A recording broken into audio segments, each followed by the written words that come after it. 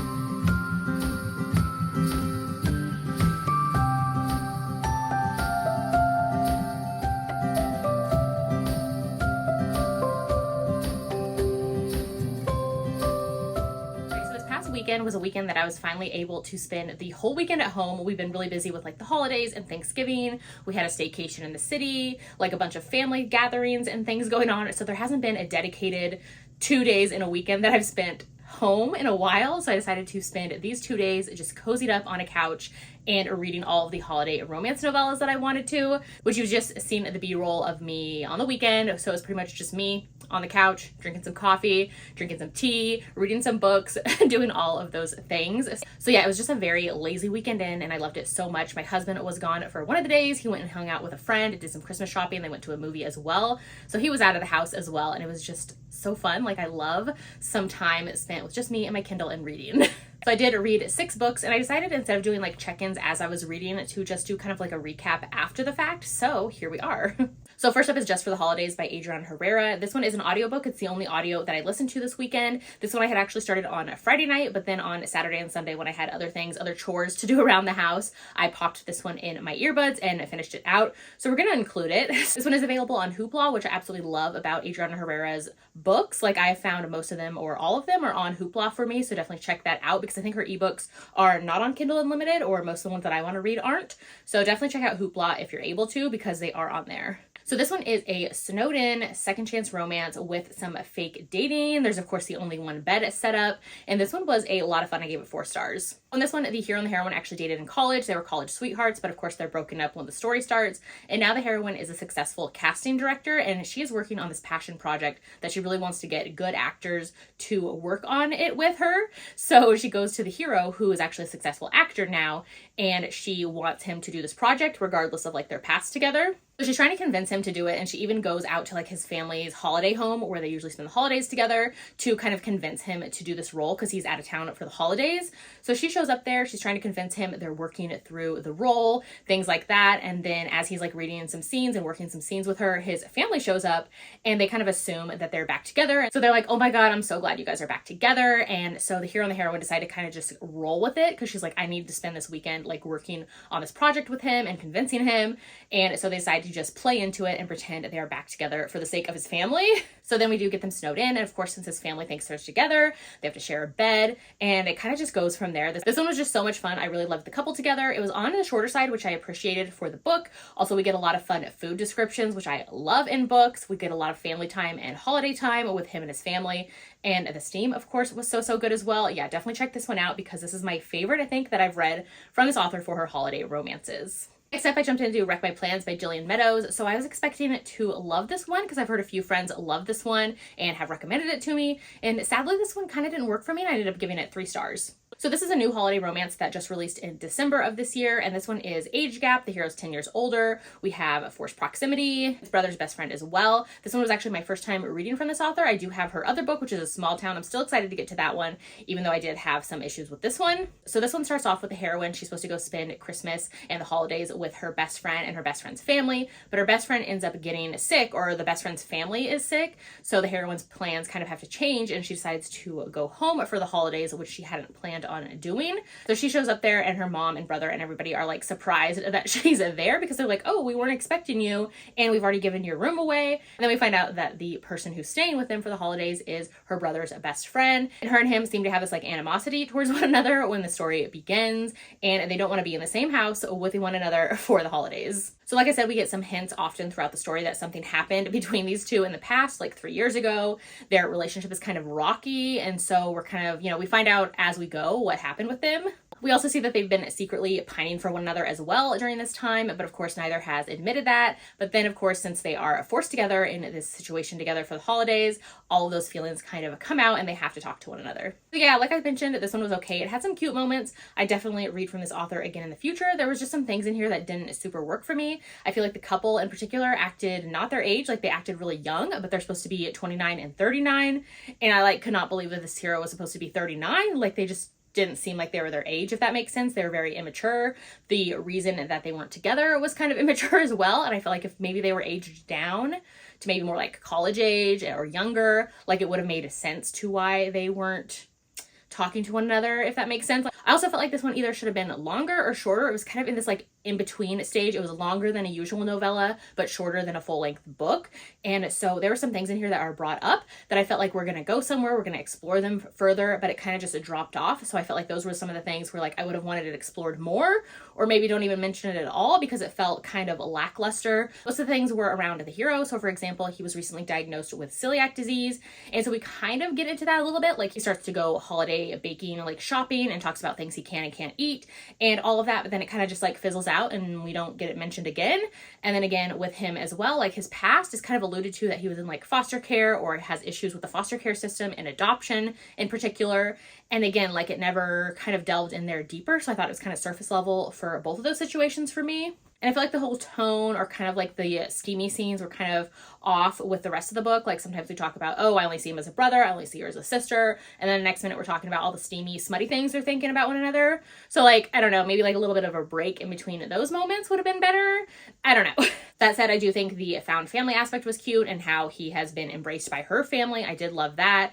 There were some moments in here that I really liked from the hero as well. Like he remembers her coffee order. He even makes it for her, which is so cute and sweet. So yeah, this one was just okay for me. I have seen some mixed reviews after I did read it and reviewed it. Like then I go and check out what other people thought of it. So yeah, there are friends who loved it, and I've seen a lot of people who were kind of like mixed reviews, kind of like my feelings for it. So take that for what it is, I guess. Next up, I read One Week with You by J.R. Jenner, and I love this one so much and gave it 5 stars. When I did my like holiday romance novella rec post on Instagram a couple weeks ago, I think like last month actually, somebody had mentioned this one on the comments, and they were like, you will love this one because it has so many of your favorite tropes, like check it out. So I decided to check it out. It's on KU. It was the author's debut last year, which they have written another book since. But yeah, so I jumped in and loved it so much. It was so cute. So a lot of similar tropes. This one is brother's best friend as well. We also get snowed in, but this time they get snowed in at his Scottish Highlands cottage. So this one, the author, I believe she's British, so this takes place in London. The story starts off with the heroine actually getting fired from her job just a couple weeks before Christmas, and then on the same day she gets dumped by her boyfriend, and she's like, could anything else go worse? Like, what is up with my life? So she is super close with her family, but she's kind of like not looking forward to going home for the holidays just because she knows they're going to be asking, you know, like, what's next? What are you going to do for your job? Like, how's this all going to work? And she's like, I'm not in the mood for that. So she tells her family, like, you know what? I think I'm just going to spend the holidays by myself, kind of wallow in my own little pity over here and like not come to the holidays and hear all these questions. So she decides to do that. So around the same time, the hero is actually her brother's best friend, and he's been secretly pining over her for years, which I love when he falls first. So good. And so he is the CEO of his family's business. And so the other executives on their board are trying to convince this hotel owner to sell his property to them. And so they decide to do this like kind of family-friendly, family-oriented Christmas party because they're like, this guy is going to be into like family first and all of that. So they tell the hero like, hey, you should like bring a girlfriend to the party as well. Like, so we can show this kind of like family first strong foundation. So he was there when the heroine told her family she wasn't going to come for the holidays. So he's like, hey, you can use my Scottish Highlands cottage, use that for yourself. And then the only caveat is I want you to come to my work Christmas party and pretend to be my girlfriend. So she ends up agreeing to go with him, and when she gets there, she's kind of confused because everybody there is like, oh my God, it's about time we meet you. Like, he's been talking about you for years, like about time he brings his girlfriend. And she's like, excuse me, what? And so she kind of finds out that he's been into her for years, which was so cute, so good. They end up having a little bit of a moment together at the Christmas work party, and then she takes off thinking he's going to push her away. So she goes to the cottage for Christmas and kind of is like ignoring his texts, ignoring his calls. So after a week of not hearing from her, he decides to show up at the cottage for Christmas as well. They get snowed in, and they have to kind of come to terms and talk about all of their feelings and all of those things together. So I love this one. These two have such great chemistry, kind of that like very passionate frenzy of like, I need you now was kind of the vibe with them, which I love to see. I also really liked in here how we have some characters in their mid to late 30s. I think the heroine was like 35, 36, and the hero is 39. So I feel like with brother's best friend, it's usually always that the brother has an issue with his sister and best friend being together. So I loved in here how that was not the case. There's no drama between that. Heroine's brother is even like how crappy of a friend would I be if I don't think my best friend is like good enough for my sister? Like, why would I be friends with this guy? So I kind of loved that and loved how he was secretly rooting for them to be together as well. So yeah, this one was just so much fun. I can't wait to read more from this author. She did say at the end of the story that she's going to be giving the heroine's brothers stories as well. So I can't wait for that. Had such a good time. I definitely recommend checking it out if it's not on your radar already. So then on Saturday, when I started this little like reading weekend, I saw Tabitha from Probably a Love Story on Instagram. She posted about this new holiday romance that had just released that day on Kindle Unlimited. It was like a live release. So I was like, oh, say less. I'm jumping into it as well. It sounded so cute. So this one is That Christmas Kind of Feeling by Hannah Bird, and I love this one. I gave it 4.5 stars. This one is a snowed in forced proximity romance. I just love that trope so much. It also has secret pining and kind of like a workplace romance. So in this one, the hero and the heroine are co-workers, but she's never really like paid attention to him too much. Like, they haven't had a lot of time around one another. And so at the beginning of the story, she's kind of like just not feeling Christmas, and she's at her work desk, and she has like a little office desk like Christmas tree. So one of the light bulbs goes out, and her other coworker is like, oh, we should go to like the hero's office because he's obsessed with Christmas. Like, he's gonna have all the extra Christmas supplies. So they go over to him, and of course he does have like his whole office is like decked out for Christmas. He has extra light bulbs, like he fixes her Christmas tree for her. So cute, so sweet. Love like hero who is super into the holidays. So she's at his desk when he's fixing her Christmas tree, and he ends up getting a phone call there, so he takes it, and she kind of overhears the conversation and overhears how his pet sitter is having to cancel on him last minute. Like, the pet sitter got sick, the hero's supposed to be going out of town for the holiday weekend, and now he's gonna have to like possibly cancel his plans. So the heroine kind of overhears this conversation happening, and she decides to step in because she's not wanting to go home for the holidays because she has some issues with her mother and her mom's new family. She's like, hey, why don't I pet sit for you? Like, you could still go away on your holiday weekend, like it'll be perfect. She goes over there and he's getting her like set up in the guest room, and it shows her where his dog is and like all the things to take care of the dog and how to feed it, all of that. And so when he goes to take off, he actually ends up coming back into the house, and he's like, big problem, like the road is closed, I can't get out, like we are snowed in together. So it kind of goes from there. They end up losing power as well. They kind of both admit they have feelings for one another, and it just like quickly goes from there. This one was just super cute and super funny as well. There's like cute banter and swoony moments and just like sweet and funny moments as well. Like, I loved it. This was just adorable and steamy. It was one of those couples where you can tell they are meant to be together, and like it's just proven in the story. I really liked how we get some emotional depth in here as well. Like, the heroine has some issues, like I mentioned, with her mom, and her mom has a whole new family. So that's actually explored as well in the story, and I kind of liked how that all came out to be as well. So yeah, definitely recommend this one. It's so cute, so fun. Holiday novella on KU. Check it out. All right, next up I read The Office Guest by Whitney G. So this one just released in December as well. I have read this author kind of like off and on years ago, and I haven't checked out any of her books like recently. I think the last one I read was actually the first book in this little holiday novella series, which was a couple of years ago. So that one was called The Office Party, and it was like another coworker romance, which that one was pretty fun, very like rom-com. So this one I was kind of looking forward to as well, just because I was like, ooh, another rom-com, like it's cute and short and sweet, like let's check it out. Sadly, it didn't work for me, and I ended up giving it 2 stars. This one is described as hate to love, with the heroine hiring a fake date to play her boyfriend for the holidays. And when the fake date shows up that she hires like through this app, it ends up being her former boss who actually fired her a couple years ago. So I thought it was going to be so good, and sadly just didn't do anything for me. This one was honestly just like a hot mess. The characters were a hot mess. It was so dramatic, so over the top, kind of made no sense with the plot and the storyline of it all. Like, it felt nothing like the kind of like synopsis said it was going to be. I felt definitely bamboozled by this one. Like, just very over the top, very dramatic, very like next level rom-com, if that's even a thing, like rom-com overboard kind of.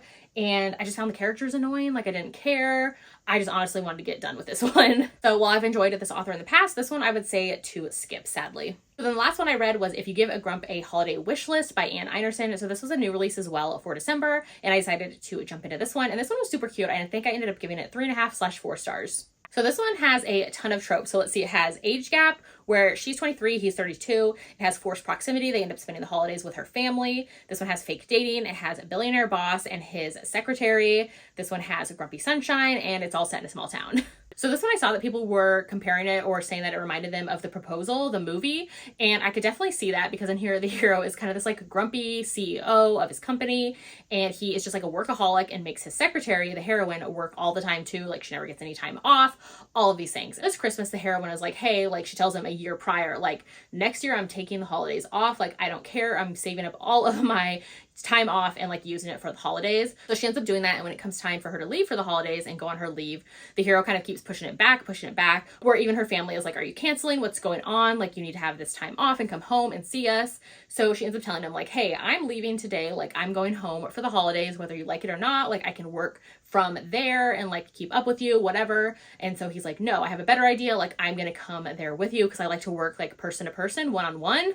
So he ends up doing that and joining her on her Christmas vacation back up home to her family in Maine. And so she's kind of like, well, I've complained about you a ton. Like, I don't want my family to know that I brought my boss here. Like, what are they going to think of me? They already think I'm a workaholic. So she's like, can we just pretend like you're a friend? So when they get there, he ends up telling her family that he's her boyfriend instead. And so he had planned to stay at like a hotel nearby, and like they'd work together during the day. But since he tells them like, hey, she's my girlfriend, they're like, well, obviously you're going to stay here, and obviously you guys are going to share a room together.